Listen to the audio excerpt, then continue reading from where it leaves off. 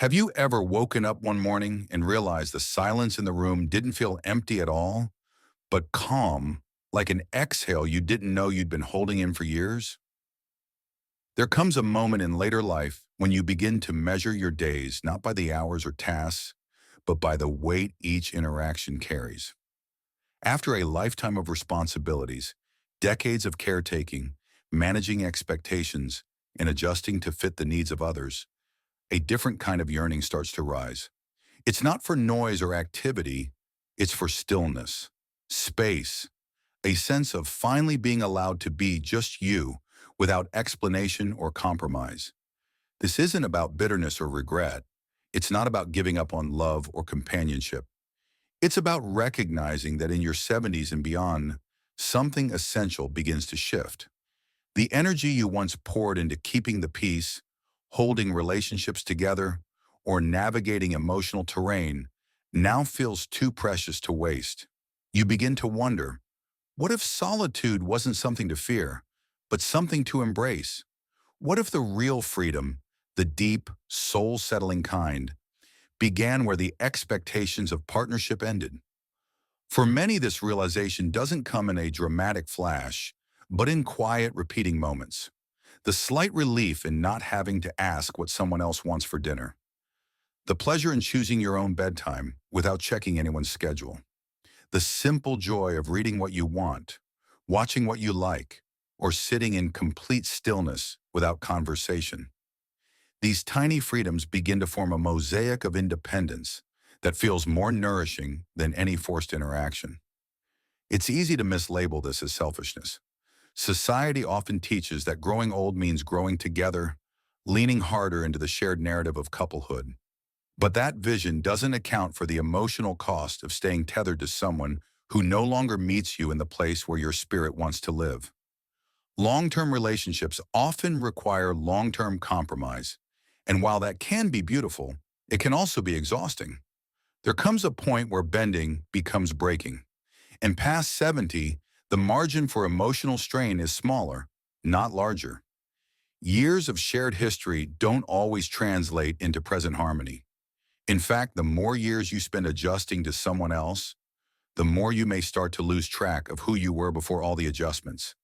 The version of yourself that once felt vibrant, spontaneous, even selfish in the best way, that person can feel like a stranger. And slowly you may start to realize that being alone doesn't mean being lonely. Sometimes it means meeting yourself again without the interference of another person's needs or moods shaping your every move. There's also something unspoken that surfaces in these years. The emotional fatigue of navigating constant tension, even in subtle forms. What might have been quirky in your partner at 40 can become intolerable at 75. The sighs, the eye rolls, the dismissive remarks. They don't just bounce off anymore. They land, heavy and sharp. And if your home starts to feel like a space where you must brace yourself before speaking, before suggesting, before simply being, then it's not a sanctuary anymore. It's a negotiation table where you're always offering more than you're receiving. Your nervous system knows the difference. It stops bouncing back so easily from friction. It aches for softness. The sharp edges of disagreement linger longer, cut deeper. Even well-meaning routines can become sources of irritation. And that's not because love has vanished. It's because your capacity for enduring discomfort has shrunk. At this age, your body and mind crave peace more than anything else. And if peace isn't present in a shared space, being alone can become a quiet revolution. Sometimes the deepest relief comes not from what's added to your life, but from what's removed. The daily negotiations, the silent scorekeeping, the small sacrifices that never quite felt equal. These things accumulate, layer upon layer, until the weight is too much to carry with grace. And once you're free from that invisible burden, a kind of lightness returns. You find yourself smiling at nothing, breathing easier, laughing without waiting for a reaction. That lightness isn't loneliness, it's emotional recovery. And then there's the caregiving, a subject so tender, so layered with love and grief, that it often remains unspoken until it becomes unbearable. When health begins to decline in a relationship, roles shift quietly but profoundly. One becomes the helper, the reminder, the scheduler, the lifeline, and the other becomes the dependent. These roles are assumed with love, yes, but love doesn't erase fatigue. It doesn't prevent the erosion of partnership into responsibility. When you begin to feel more like a caregiver than a companion, something changes in the emotional fabric between you. The smiles feel harder to summon. The patience feels thinner. The resentment doesn't explode. It simmers. And worst of all, guilt wraps around it like ivy, convincing you to swallow your needs for the sake of duty. But your needs don't disappear just because someone else's are louder. They wait, quietly, building pressure inside you. Until one day you whisper, "I miss being me." That whisper is where the reckoning begins. You ask yourself if it's wrong to want more. More peace, more space, more time that feels like yours again. And the answer isn't always clear, but the question itself is sacred because it means you're listening to the part of you that hasn't stopped needing care either. And in that listening, you may find the courage to admit that staying in a relationship out of obligation is not the same as staying out of love. This isn't about abandoning anyone. It's about refusing to abandon yourself. For some, that means redefining the relationship. For others, it means stepping away altogether. And while that choice may be laced with sadness, it can also be the most honest thing you do in this chapter of life. There's also the matter of emotional residue, the unspoken debts that pile up over decades, the things not said, not resolved, the ways you gave more, compromised more, waited more. You may have believed that time would heal those wounds, that forgiveness would naturally come with age, but time often just buries pain. It doesn't dissolve it. And in the quiet of retirement, with fewer distractions and more room to reflect, that pain can resurface. Not loudly, just steadily. A quiet reminder of all the times you were the one who bent first, stayed quiet, gave in. The emotional scorekeeping isn't conscious at first, but then one day you realize you're holding your breath when they speak, that you dread the sound of their needs before they even say a word, that you're tired of feeling like your effort is invisible. And while the house may still look like a home, the emotional ground beneath it has shifted. If these words are landing somewhere inside you, it's not by accident. It's because your spirit is tugging at your awareness, asking you to see the truth without shame, asking you to be honest about what this stage of life really requires from you. Not just endurance, but honesty. Not just patience, but permission to let go of what no longer serves your well-being. So what happens when you step into that space of freedom, when the relationship ends or loosens its grip? At first, maybe there's fear, maybe there's grief, but then something else arrives, a sense of openness, a renewed connection to your own pace, your own rhythms. You rediscover curiosity. You find joy in the unexpected. You say yes without checking with anyone. And slowly you become more yourself than you've been in years. Not because someone else was bad or wrong, but because the life you were living wasn't yours anymore. It was shared past the point of joy. And this new chapter, it may be quieter, but it sings in a different key, one tuned to your heartbeat, one shaped by your desires, your peace, your rediscovered wonder.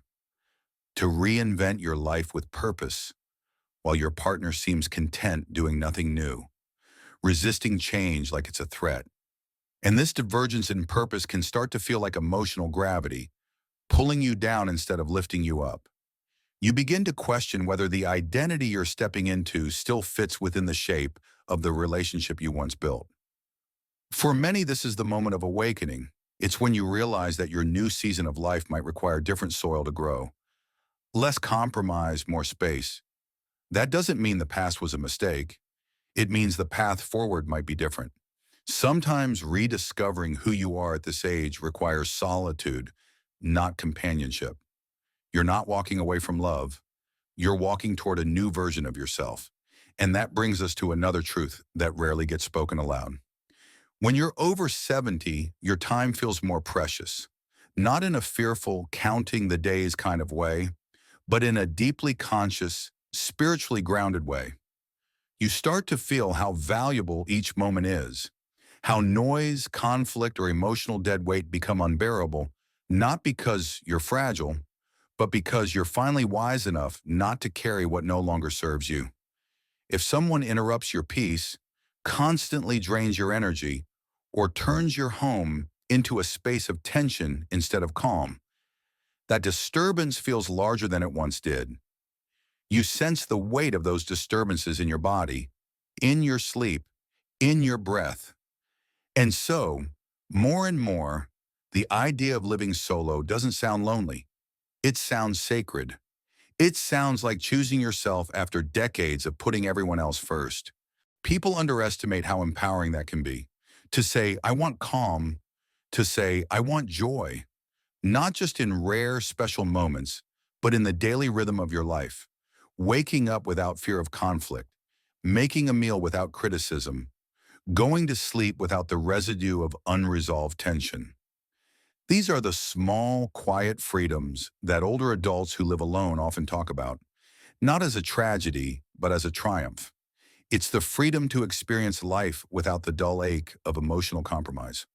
The freedom to start again, not from scratch, but from experience. You also start to notice how your body responds differently when you're not constantly under emotional strain. Your shoulders soften, your digestion improves, your thoughts quiet. You feel a different kind of tired at night, not the tired of emotional exhaustion, but the good kind, like your energy went into things you chose. That shift in well-being is no small thing. It's the result of finally living without tension woven into every day. And while relationships can certainly offer joy, support, and companionship, the truth is, if they've stopped doing that, then staying out of obligation can quietly harm your health, your mood, even your hope. There's a myth that we lose the ability to start over as we age. That's not true. What we lose is the willingness to keep pretending. After 70, you're not as interested in performance. You want something real, even if it's quiet, even if it's solitary. You want authenticity over appearances, depth over drama, and that's why so many people find themselves unexpectedly thriving once they leave relationships that no longer nurture their soul. They don't become colder or harder. They often become more alive. They start painting again. They take long walks and talk to strangers. They listen to music without interruption. They feel moments again, not just survive them. This doesn't mean the absence of grief. Of course, there are moments of sadness. Memories can sting. Loneliness can visit. But these moments don't last the way they used to, because now there's an underlying sense of self-respect. You're not stuck. You're not waiting for someone else to bring meaning to your day. You're living from the inside out. And that makes all the difference. It turns ordinary days into peaceful ones. It turns aging into unfolding, not shrinking, not retreating, but expanding in a different direction. And perhaps the most surprising thing of all is this. When you truly embrace being single at this stage, the world often opens back up to you. You reconnect with old friends. You attract new ones. You become more emotionally available, not less. You laugh easier. You love more honestly. You let go of old resentments because there's no one around to rehearse them with. You stop rehearsing old fights in your mind. You stop performing forgiveness just to keep the peace. Instead, you feel peace for real because you are no longer living in a place that demands you to shrink, adjust, or hold back. There's no shame in wanting to be alone after a lifetime of togetherness. There's no failure in choosing solitude over stress. There's no weakness in walking away from something that doesn't grow with you. These choices are not selfish. They are sacred. They are the quiet, mature decisions of someone who has lived enough years to know what matters, who has loved enough to know what love really feels like and what it doesn't. And when you give yourself permission to honor that truth, something changes. Your days stretch out again. Your mind clears. You feel lighter, even if nothing dramatic has happened. You wake up and don't dread the next conversation. You go to bed and feel calm, not crowded. That's not loneliness. That's liberation. And in that liberation, something even more beautiful happens. You begin to rediscover your own voice. Not the voice you used as a spouse or a parent or a caretaker. Not the voice you shaped to avoid arguments or to smooth things over, but your true voice, the one that's been quietly waiting underneath all those roles. It speaks slowly at first, maybe even hesitantly, but over time, it grows bolder. You start to say things like, I don't want that, or I think I'll pass, without explaining yourself. You start to notice what you actually enjoy doing. You sit with your own thoughts and realize they're not scary. They're kind. They're interesting. They're yours. There is no expiration date on becoming yourself. And that's what many people discover when they leave relationships that have become stagnant or toxic after 70. That it's not too late to become who you were always meant to be. That it's not too late to laugh deeply, sleep peacefully, or fall in love with your own life again. Some even find new love, deeper love, not because they were searching, but because they had finally made room for it. Others find that love of another kind entirely, the kind that comes from nature, from creativity, from stillness, from presence. You walk more slowly, not because you have to, but because you're actually seeing things for the first time. You hear the wind differently. You notice the way the sun hits your skin. These small details bloom when there's no emotional storm distracting you. And in that stillness, you begin to realize how full life can be without needing to fill every space with another person. So if you are someone who has recently chosen to live alone after decades of partnership, or if you're simply thinking about it, know this: you are not broken. You are not a failure. You are not giving up. You are answering a deeper call, a call toward peace, purpose, and authenticity.